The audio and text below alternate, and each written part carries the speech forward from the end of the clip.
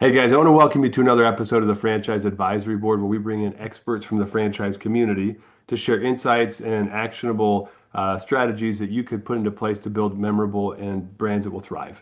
And I've got with me a good friend of mine, Brigham. If you don't know Brigham, you should. You've probably seen him in a lot of different places. You'll probably start seeing him on stages a bit more now as they've grown quite incredibly. He's the founder and CEO of Hello Sugar. He's a serial entrepreneur from earthworms to waxing to skincare. And if you haven't heard that story, you should ask him next time you see him at a conference about the earthworms. But right now, Hello Sugar has grown incredibly fast, Brigham, up to 210 units in the last 5 years. Entrepreneur Mag's top 300, the top 10 emerging brands. A lot of accolades because it's the fastest growing beauty salon in the US, right? And you guys have done this through a really incredible, unique model, like a flagship model. I'm going to have you explain more about that in a sec. But also, you've done some incredible things with technology and structure to help mitigate risk for the franchisees. Your reception list, meaning like 70% of your customer service is AI based. Most people would say, whoa, whoa, whoa, whoa, they push back. So we want to dive into that a bit because what we want to talk about, how have you cracked the code? And share as much as you can when we get to that point. But you also, as you've had this success, you've also then taken the best things of the model and you're building a sister brand now called Hello Skin. And so I'm going to turn the time over to you guys. Brigham's an expert in so many different things, and you're going to love his content. But Brigham, just before we get started into the topic of creating value through franchise owners through tech, tell us a bit more about you and about Hello Sugar and what you guys are building with Hello Skin. Yeah, happy to. So, origin stories, a lot of the risk mitigation that we've done in Hello Sugar has come out of necessity. So, I started the company very young, 26 years old, had very little money at the time, and I was working for another brand selling scammy diet pills online. And I hated it. It was unethical, dishonest. I didn't like that we were just selling crap that didn't work. Like I knew the pills didn't work, but I was stuck in this job. And I told myself, if I could just make $5,000 a month, I could get out of this job. And I was doing advertising, a digital advertising agency. So I had other clients, and one of them was a plastic surgeon. He had a room in the back of his surgery center that I knew he wasn't using. So I pitched him, hey, let me open a salon and it'll be a one-room studio in the back. It's a bunch of women that are coming in. It'll get you more plastic surgery clients. Even if you got one a year, this would be worth it to you. And then I could have a place to build this business. And I was thinking, hey, if I could just keep it here, I could do 5K a month and be really happy. And he was cool with it. It was actually really cool. And let me in, let me build it. And we grew very fast. The next year, my mom flew out to live with me, and she worked reception one day a week, and I worked the next. We built a flagship, and I spent every penny I had building this flagship, and I was so scared to do so. I had almost no money at the time, credit card debt max, and I thought, man, I'm gonna go bankrupt. But what kept me going in this process was that one room suite that I had. When I converted the clients over to this flagship, I knew I had enough money to pay my rents. And that was the comfort. And I was like, hey, if I got all these clients in such a small unit, then when I convert to this larger unit, I'm gonna have foot traffic. Like I'm gonna do better than now, and I can at least pay my rents. And so this logic fueled the next 5 years of growth. I built one suite and converted to a flagship every year. So I had one suite and one flagship a year. 5 years later, I had 10 units. I was teaching at a university, a class called How to Start a Six-Figure Income for $3,000 or Less, and found that my calling was like helping people start businesses. And so I thought, okay, I'll marry the two, I'll franchise. My first franchisees, 2021, were all my students. I didn't pitch it. It just kind of got out. Like I was like, I can't talk about this at work, but I was talking about it online and stuff, and people heard about it. And so we grew organically because we had this low cost build strategy. I mean, I was charging $5,000 for franchise fees at the time. I mean, it was, for that first year, I was like, just get started. Like I just get started. And and then I said, look, once you build your flagship, we'll charge the rest of the franchise fee. So I subsidized it that way. Hmm. And then the next year, we continued a little bit more in my network. The third year, we went outside of the network. We brought in brokers. We started growing that way. And every year, we were doubling in size. And this last year, we had 100 locations. And this year, we're ending, December 2025 with 210 locations. That's incredible. And I love, I mean, the whole we could talk about effective recruiting strategies, where to find the right people, but you found some talented people through your professorship, through teaching, right? So blown away at that. I went to that school thinking, hey, it's going to be really great to learn from other professors and to learn like more business stuff because I thought I could like improve that way. I learned so much more through the students. I learned so much more. And when I went to school there, I was like, the school's okay, like people are good. When I was teaching there, I was blown away at how intelligent people were. I was like, man, these are like top intelligent people. And so and then in the business school, entrepreneurship is like number one in the country. And so the people that got in there was like upper echelon of the upper echelon and just brilliantly smart people. And now today, and I'm so grateful for that experience, most of the franchisor team comes from my former students. Because they just started from the beginning, like my TA is my COO, my right-hand person in the company. I taught a media class, and my media buyer, the one that handles all the media for Hello Sugar, he was like one of the brightest students in that class, and many others come from that same, our CTO as well. Like many others Mhm. come from that same fold. Yeah, I love that. I love that. Well, that would be an entirely different podcast episode to talk about how do you find the right talent to grow. But I want to Yeah. shift. So you guys you guys have a really cool tech-enabled process that makes it so your franchise owners can get started quickly without major overhead, right? So Yeah. there's so many value props to what you do. But can you talk to us like how did you guys build? Tell us a bit about the systems you guys have in place, which you can share, and then tell us a little bit about why did they evolve to become what they did? Yeah, let me start off with like the problem. So in the beauty space, 40% of your staff are reception. And it's a part-time gig. So you have more receptionists than you have employees because they're part-time. They're usually going to college. They're the minimum wage workers because they add zero value Hmm. accreditedly to the actual system. And they don't care about the business. And so there's this pass off that happens when you take somebody from the back of the room to the front. And this person's like, yeah, you want to book next time? Like they're not really engaged. And they're all oftentimes will not show up for work. And so you have this like really poor customer experience. And I just remember sitting in a waiting room on my phone doing something important, playing chess probably, like to be honest. And somebody wants to talk to me and I hated it. I just hated people. And I was like, you know what? Let's just get rid of this. Like how annoying this is. And I was like, let's just drop reception. What would that look like?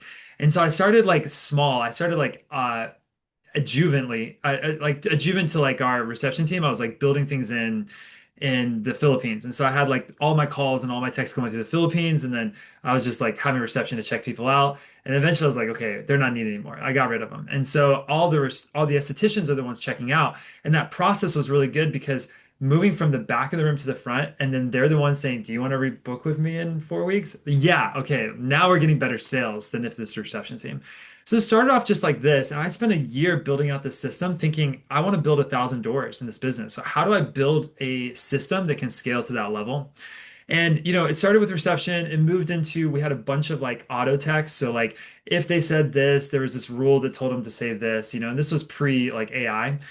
And then AI came out and we doubled down almost instantly. And there's like 1,000 companies saying, oh, yeah, we do AI, but it was really chatbots, like if this, then that. It wasn't really sentient. And we found a company that used like generative AI through LLMs, and we built it that way. And, just 30 seconds on how this works. You build a wiki really long, like just think like a 30, 40 page encyclopedia about your company. And that continues to evolve. And then you train it. So you say, here, cut up into instances. Book an appointment. I'm on my period. I need to cancel. I have a membership. These are all instances. And then once you train it to say this is this instance, and you have a 98% confidence that it's able to recognize that instance, then you use the wiki to train it on the response. And once you get to a 98% confidence on the response off the model, then you release it. And so piecemeal, 10% at a time on these instances, we're releasing these to the public. And today, fast forward 2 years, 70% of all communication outside of phone is handled entirely through completed AI. We don't ever talk to a human at all. And it feels very much like a human. We've worked through the booking rates. And now we're working on with Poly AI to do phone as well. We're still not there. We're probably 35 to 40% completion rate on that, but it's getting better and better every day. Yeah. No, and the beauty of text is if you train the model correctly, it's really feels natural, right? Voice, though, there's so many elements to voice inflection and other things that I mean, I was in the language industry when when we were using AI and building LLMs to do translation work, and the voices came out. We're talking like 10 years ago. Yeah. And everyone was so excited because they didn't sound robotic, but they sounded terribly robotic back then. They are Yeah. better. They're a lot better today. We've got some I, partners that do some cool AI stuff that integrates with us, but like at the same time, it still feels not human. But yeah. texting, it feels human because there's a bit Yeah. of a barrier between it's an Right. asynchronous conversation, right? Yeah, and like I'm not as impressed. Like there's a lot of times people like, dude, you got to listen to this AI, like this one sounds amazing. And I'm not that impressed with voice anymore. Like it's easy to get a good voice. You got to think of like AI in terms of like clothes. Like the inner structure, like the skeleton of the human is the LLM that it's working off of and Mhm. the model that's being built off of the LLM, right? That is more important to me than a fluffy, nice Prada jacket voice. Okay. Those are totally separate things. You can have a really great voice and a crappy engine underneath the car. Mhm. And so I see that sometimes. And so, for example, just thinking when you're looking at AI, nudges and hesitations. So when it's doing an API call to find out what the schedule looks like, how is it handling it? Is it just type on a computer? Or is it just like, oh yeah, like let me look into that. Okay, yeah, I got it. And like, like is it kind of like because that's how humans talk. And then the art of interrupting, right? Like if you use ChatGPT and you say something to it and you're talking to it, and then you just be like, oh wait, like instantly cuts it off, right? And then it'll just stop talking for like 4 seconds. And it's like it's not natural. Like we interrupt each other on a natural basis all the time in good manners. Sometimes people are bad, but we have that ability to do so naturally, and that hasn't been figured out by AI yet. Yeah, no, you're right. The art of interruption, that is true. And whenever I've been testing AI agents, because people call us all the time, like, hey, you got to try this out. Let's integrate this in. And then I have the call. That's the awkward part where the pausing happens, Yeah. right? Hmm. Pausing happens when people are thinking. Yeah. But if you and I were to have this conversation and I Yeah.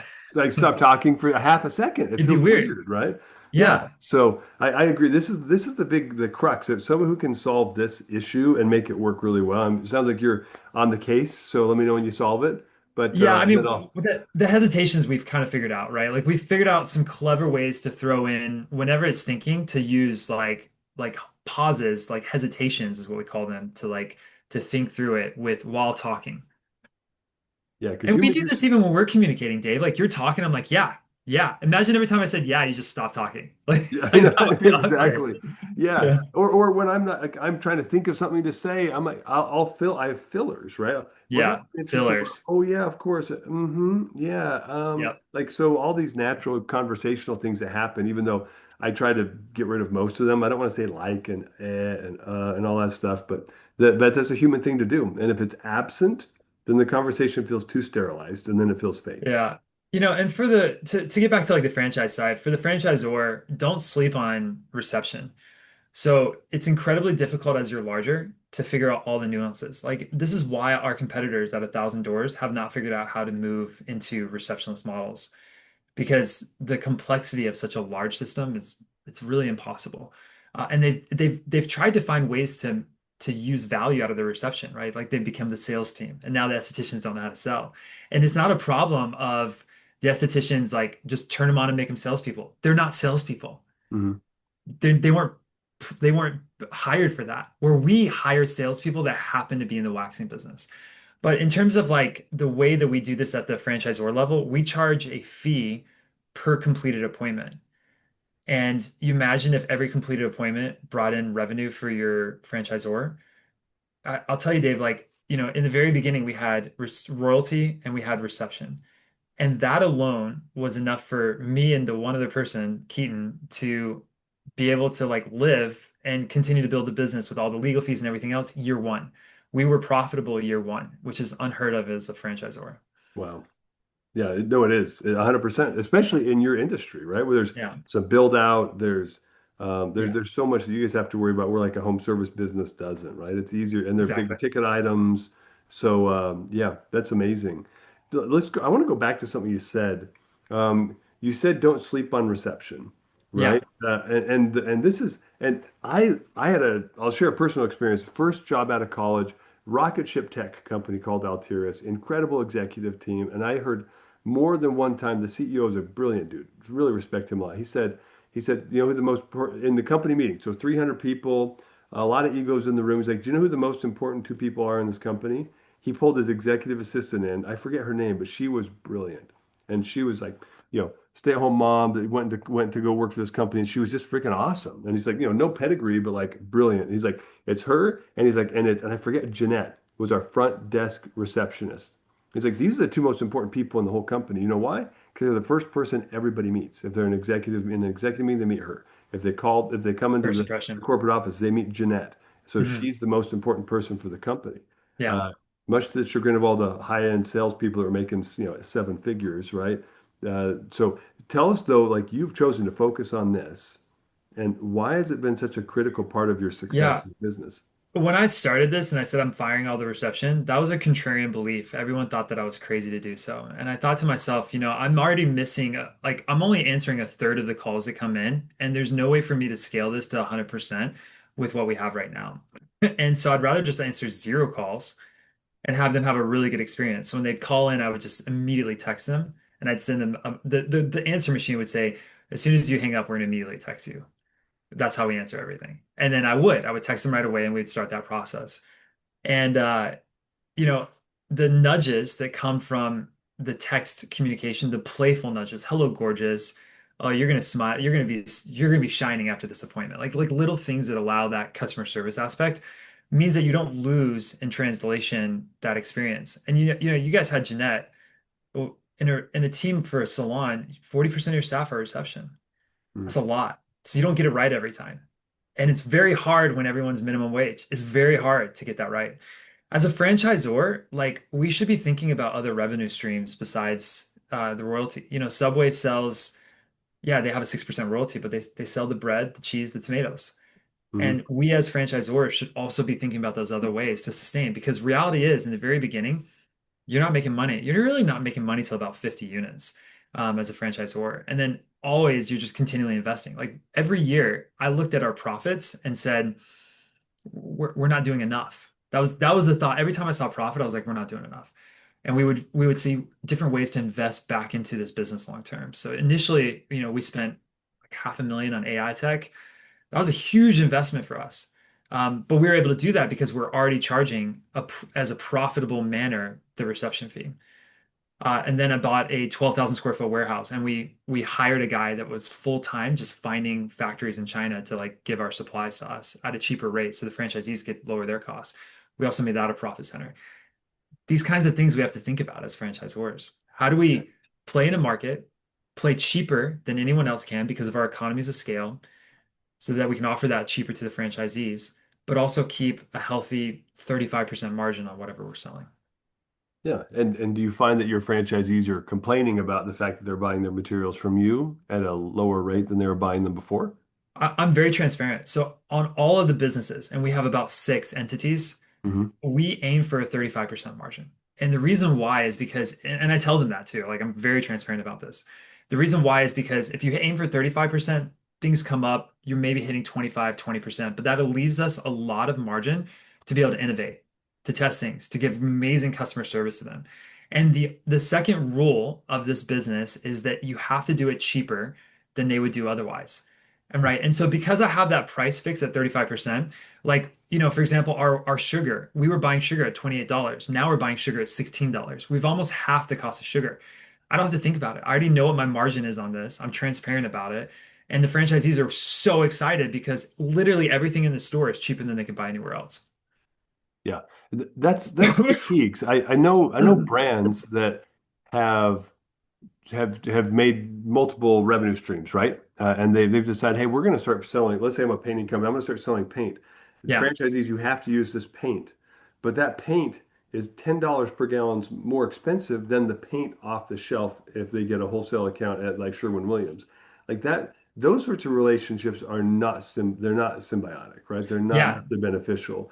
But in this case, you guys realize you guys have massive scale that you can leverage as you're trying to work out supply chain, right? Yeah. That's the value. Go Do you ahead. know how you check yourself on this? How you fix this is you don't make it mandatory to Hmm. buy from you.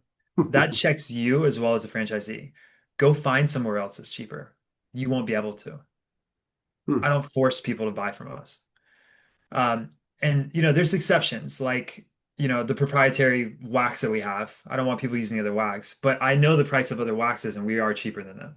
That's like I'm confident of that. But McDonald's had a lawsuit a while back where they were forcing them to use their technicians to fix their broken ice cream machines, and their technicians were like 2 or 3x more expensive than other techs in the area. And so they sued him, right? And rightfully so. And so, like we have advertising. All of the media is done through Hello Sugar Media. In my contract, I say go find somebody else if you like to do your media. You're not obligated to use us. 100% of our franchisees use Hello Sugar Media because you're not going to find a better value. And now my media team is there's two parts to this. One, they've got to price themselves in a way with their economies of scale to make a 35% margin, but still add massive value where people aren't leaving. And if people started leaving and doing that themselves, I'm going to ask the question, what are you doing wrong? Why Mhm. are people leaving? And I do that on all the companies. And so there's this like check and balance throughout. Like I got to keep innovating. I got to keep building for that. Well, that's perfect. This is the heart and soul of what franchising is supposed to be about, right? We're Yeah, supposed to be providing value to the franchise owners, above and beyond what they could do on their own, and that's why they yeah, pay the fees that they pay. But it's interesting that you guys have brought marketing in-house, and maybe just a minute on this, we can get back to getting nerdy about tech sure. stuff you've built. But I know 4 or 5 brands that have done that, and you're the only one I know that still does it. Most of them have Really, kind of failed. Why do really. you think it is that you guys Yeah. have been successful where all these other brands, some of them are large, successful, highly capitalized brands, have pulled away from and stopped doing in-house marketing? Yeah, let's talk about the structure of this for a little bit. So, I absolutely am a firm believer that you should do it in-house. You should not be hiring a company externally to do it. It should be in-house. And the reason why is because you need to have somebody full-time dedicated to running your campaigns.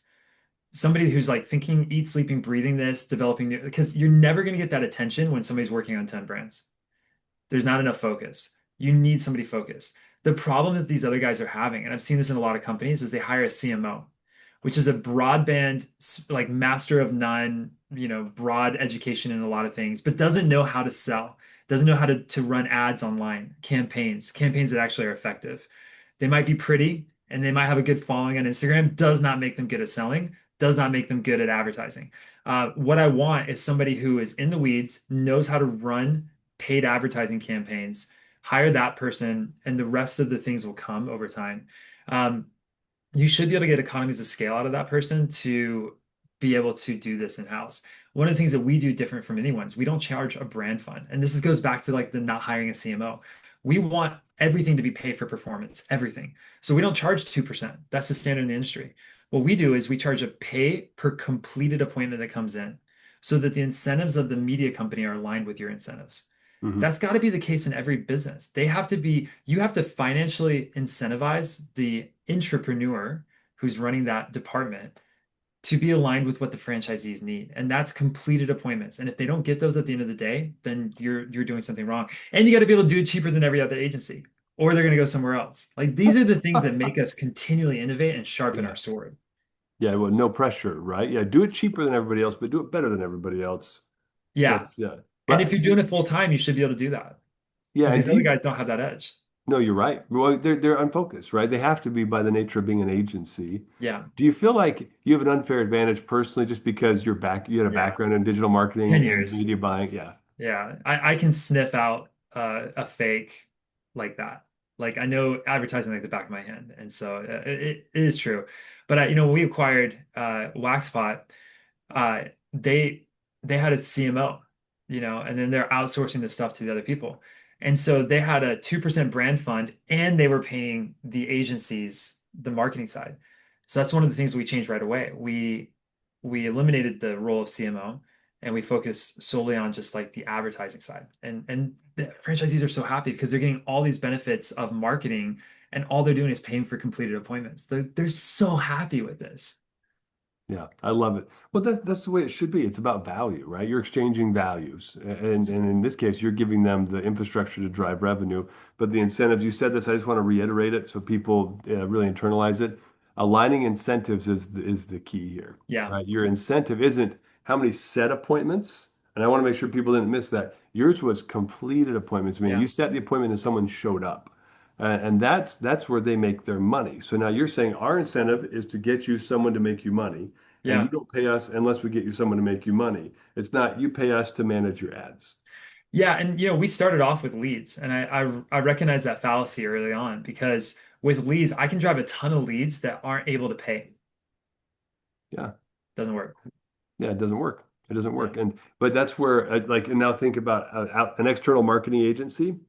Their They don't know these incentives are things. to drive leads because it's the easiest thing to measure. Bingo. And Bingo. It's easy to measure. A conversion on the website. Bingo. Our yeah, team had to spend thousands of dollars figuring out tracking all the way from a completed appointment on an entirely different system all the way back. And people can say, yeah, that's easy, just run an API call. We've got analytic reporting that we built in-house that allowed us to see leads, bookings, completes, membership sales, lifetime value of the customers, and all of these things. It's not just so simple as like a cookie on the website. Like we had to it took us a lot of money. Like we hired a team in India. We spent 50 plus grand on building out our robust analytics programs to be able to do these things.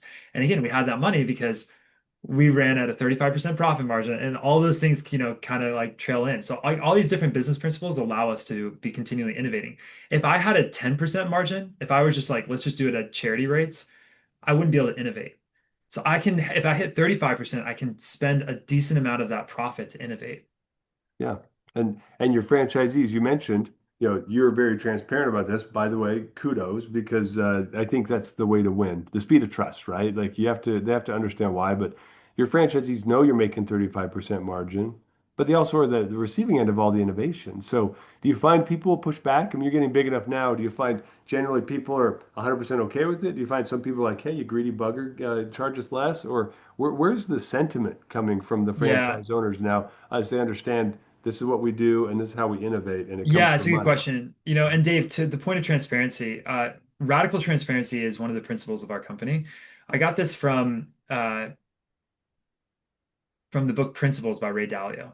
Mhm. And it was a very fundamental book that's changed like my career, in a lot of ways. There's two parts. I skip the personal part if you want to just get the business side, but it's like half the book. And there's three ways you get sued as a franchisor. Your item 19 is not, you say something not in item 19, you don't provide the training that you said you were going to provide, and like later on down the road, like your item 7, which is like your costs, are not what they said it were. So you said it was going to cost 100 open, it costs 500. They sue because of that.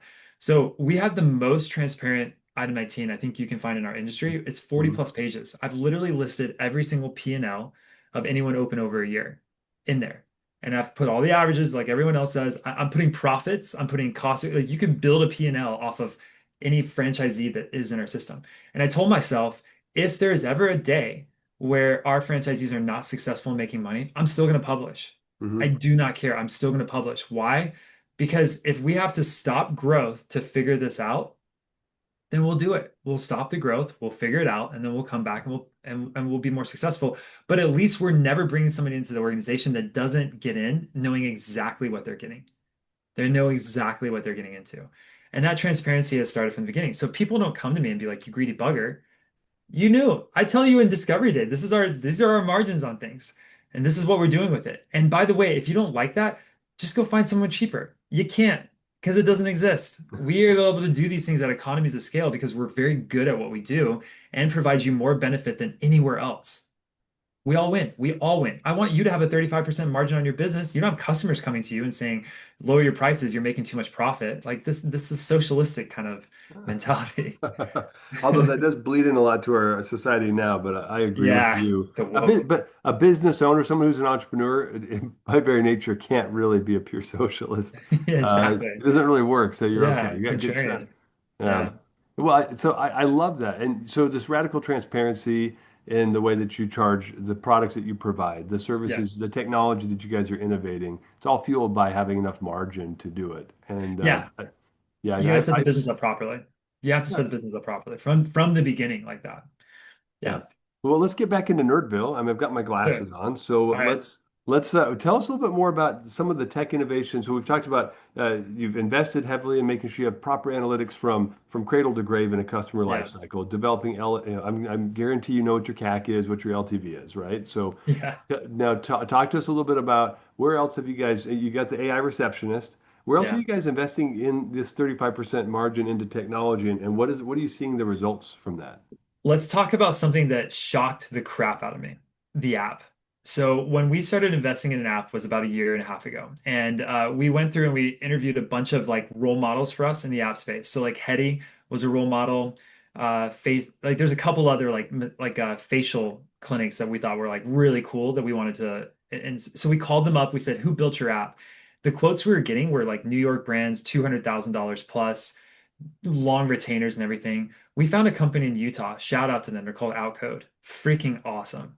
They built our app for $80,000. We modeled it off of Starbucks because it's Starbucks, like best in the world, you know? And in terms of finding locations, picking the location, booking, having rewards, like everything that you could think of. And best in space that we saw was like a 10% usage rate, 10 to 15% usage rate of the app. If you're on the platform Zenoti, they gave you an app, and we were like, so thinking like we should switch to Zenoti because then we don't have to go through the process of building our own. And that was such a miss because it's never customized the way you need it to be.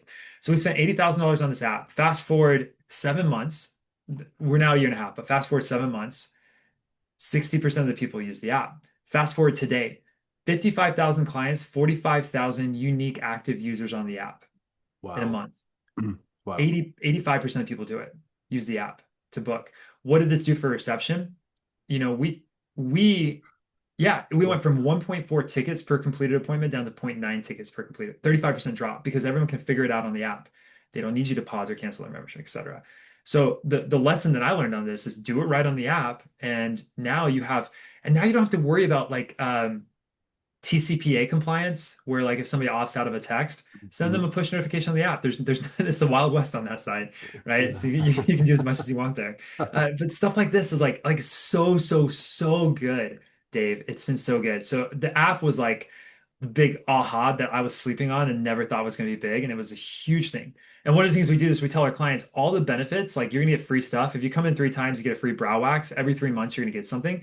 You don't get that unless it's in your app. You only get that benefit in the app. So everyone who's a member, which is like 85% of our clients are members, they have the app. It's a necessary thing. I love it. Well, here's an interesting thought too. I mean, I just think about it from the perspective of what does that do for your franchise value, right? One, think about a franchisee. The franchisee's got a custom app. They've got a custom app that's going to drive incentivized behavior for the consumers. Huge value for the franchise owners. Yeah, But what about as a franchisor? What does having a proprietary tech stack, including an app, do to your enterprise value?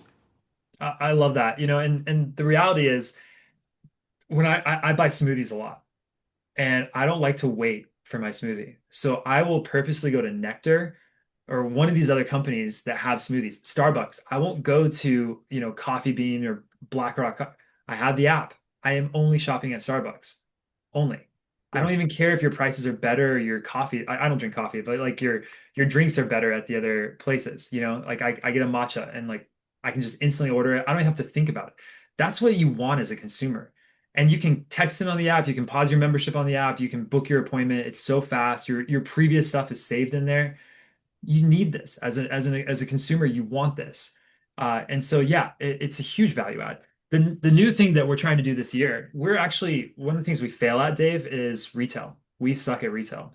Mhm. Our retail sales are 1%. European wax sells at 6%. I want to get to 10% the next year. So we built custom products that Nice. we can Got, sell. I love that you're Yeah, holding so those up. Yeah. that helps proprietary products. But one of the things we're doing on the app is we're integrating a shopping feature so people can buy right from the app. And one of the things that is so unique in our franchise that no one else is doing is if that client comes in, they're a client of yours, franchisee, then we will pay you. If they buy off of us and we ship it to them, we'll pay you the same difference in margin minus the shipping costs as if they were in the store buying from you. So now you don't have theft, you don't have lost goods, you don't have to worry about commissions from the estheticians. They're your client. You brought them in. They would have bought from you anyway. Now they're buying from us. You don't pay the esthetician the commission. You're going to pay us the shipping fee. You still get all the profit. Wow.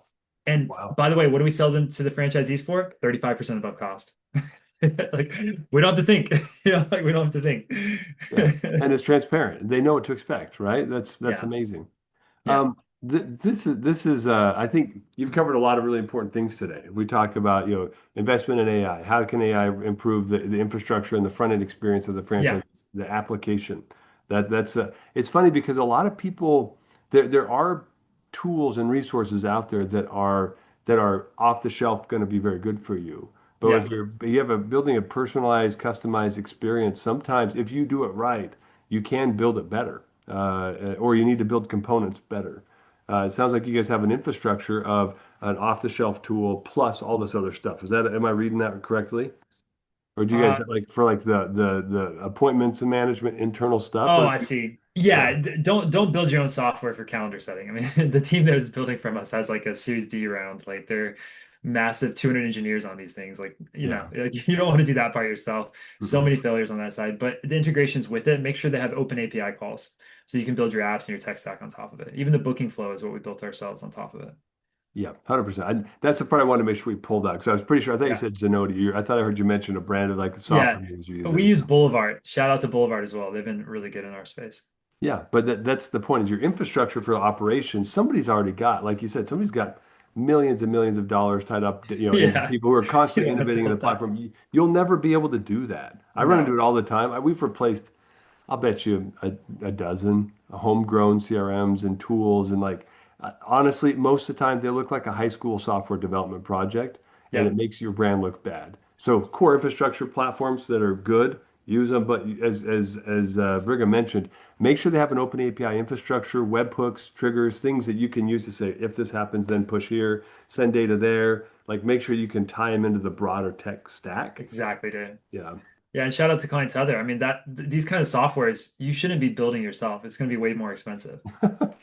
Yeah. Well, I appreciate the shout out. There's an open disclosure, no kickback for Brigham here, guys. No 35% What? margin on What? the We'll Yeah. talk after the You show. didn't read the contract? It's in the contract. No. So, Brigham, parting thoughts. So, as you guys have had excellent growth, and seriously, it's all deserved. You and the team are fantastic humans, and you're doing what's right for your franchisees. So, I can say that, and I mean it. What should somebody else who's a growing franchise system, or even an established franchise system, how should they be thinking about how they leverage technology to innovate and provide value for the franchise owners as they move forward? Yeah, I'll sum this up at a very high level and then work into it with this parting thought. So, at the highest level, franchisor should be obsessed about a metric that I coined. I call it the revenue capture rate. How much of the revenue of the franchisee do you capture? Is it 6%? We're at 28%. 28%, $100 that comes in, 28% goes to some system within the franchisor. And franchisees are happy about that. Happy because we use economies of scale to do it cheaper than anywhere else. And we don't, for the most part, we don't require our franchisees to use our systems. We tell them go do it yourself and you'll do it for way more expensive. So for there's a few exceptions to that, but that's the general, we have almost 100% adoption of our systems because they're cheaper than everywhere else. So, franchisors revenue capture rate, I bet if you thought about your system, you could find 2 to 5% more today that you could capture revenue in that would help your franchisees dramatically. Things like sales training, reception for us. We actually have a company called Remote Works where we hire offshore managers that manage the businesses internally. And 35% margin, right on that company as well. All of these different things that we play in to make sure that our franchisees are successful. And every single one of those spots are points of failure for the franchisee. If they're not good at teaching their franchisees how to sell, their company's dead in the water. But if we have at the franchisor level a sales team that can teach them at a cost, then now they're super excited about that. And so every one of these pillars eliminates the probability of failure in their unique way by us doing it. The media, marketing. If you're like, go be a town mayor, they're going to fail at that. There's not going to be people that are great at being a town mayor. If you do all the marketing for them, that's one point of failure that's gone. Now solve those for so many. And that 28% revenue capture rate is now solving those points of failure so that you have more successful franchisees. My franchisees, what they focus on is 3 to 5 employees and making sure that those employees are successful, like are happy. That's it, right? Like we're trying to handle everything else. And we can do it better than them because we can create economies of scale. So parting thoughts are play in as many markets as you can, do it cheaper than the competitors, don't force, and you'll build a very successful business. Yeah, that's a phenomenal soundbite as well. And the secret is don't force it, right? Because Yeah, that forces you, right? Yeah, I mean, thinking capitalistic versus other, like you're letting the marketplace force you to innovate, right? As a franchisor. If you don't force it, then if they choose to leave, they vote with their money, right? So and that also builds a symbiotic relationship where you can look each other in the eye at the annual conference, and everybody feels like they're getting value. And every day they're getting value. yeah, Yeah, and what if somebody left and tried something new and it was better? I mean, you would be like, show me what you got. I show me what guarantee you it. I know got. you. You're naturally curious. You'd Right want to away see. on it. Yeah, Yeah, I agree. And as a franchisor, you should want that. You should want that. Brigham, you're phenomenal. Thank you for the time. I know you're incredibly busy. Thanks for making time to share those insights and to your continued success and that of your team. my pleasure. Thank you, David. Yeah, thanks, Brigham.